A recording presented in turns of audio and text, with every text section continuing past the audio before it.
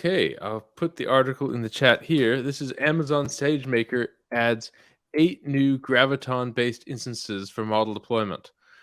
So fascinating, and Yeah. this is following up on a talk that we had with Marcos last week. It's interesting that we're still mixing generations. Correct. It confuses. I think this one is very confusing with the generations. It's not clear which one is. I mean, of course, we know that C7Gs are the only Graviton 3 instances. All the others are Graviton 2s, but there's really no way to figure that out of this list of instance types out there. And yeah, like you said, they are actually mixing generations of Graviton instances over here. And it's interesting that we've got the Graviton 2 in all commercial regions, and then building on Graviton 2, Graviton 3 is even better, right? Yeah. These numbers here, 25% higher, 2x higher floating point, 50% faster memory, DDR5. Yeah. But then it doesn't say why would you ever use the Graviton 2? It doesn't make sense to use the Graviton 2. Like when you, especially for machine learning based workloads, I would imagine that what you need most in deployments, and again, I think this is inferencing, are the machine learning optimized instances. So you could have something like the C7G. That makes sense because they are optimized for these kind of workloads. But why would you use an M6G or R6G? I know that there are a bunch of ML.R6Gs and stuff. I actually don't know what is different in those instances. I'm curious to know if this is just due to the availability of the actual silicon in the regions, and then at some point, all of the ML jobs will be replaced by Graviton 3s, and then the Graviton 2s will be in the background running the Graviton-based managed services. I'm guessing that's what the future holds for the Graviton 2, because they obviously have a huge amount of them in production.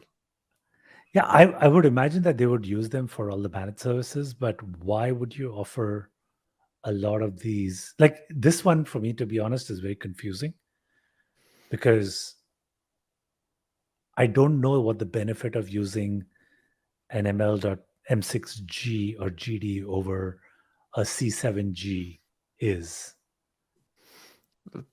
Let's have a look at the pricing. There is definitely a pricing difference, but what is fundamentally different about the instances? If it's an instance, if it's an inference instance. Yeah, let's take a look at the instance types. Where's the M6GD?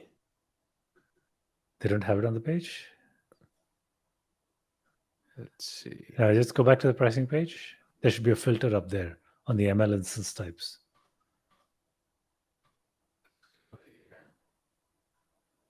Just searching for on US East. Just searching for the East. M. Can you look at US East Virginia, just to be sure? Yeah. Here we go. And then let's look for the ML.C7G. So here's the MLs.Rs. Nope. ML.G4, G6. They haven't updated the documentation or the pricing list. Interesting. Well, yeah, I'm really confused about this one. C7G, ML.C6G, ML.C7. Interesting. Well, I'm really curious to know how that would work. Well, I guess, there's got to be some reason, maybe some price optimization, or just, I don't know how often you request a Graviton 3 and it's just not available. So that the Graviton 2s are better than nothing, but you prefer Graviton 3 if you could get one. All right. They're speculating over here. So yeah, this one I'd literally give it a 2-star. Okay. because these are for model Two deployments, clouds. doesn't talk about why they're different, or the benefits of the different instance families. Yeah, I agree. It's makes it seem like Graviton 3 is strictly better. So why go through all this trouble? Correct. And the pricing page is not updated. Looks like it.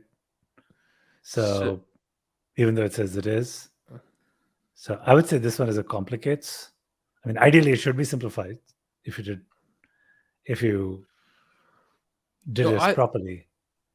and if we had some information on why we'd want to use one versus the other, like that Yeah, would really help. correct. I mean, I think this idea of wide range of workloads, but yeah, we need to know why. Correct.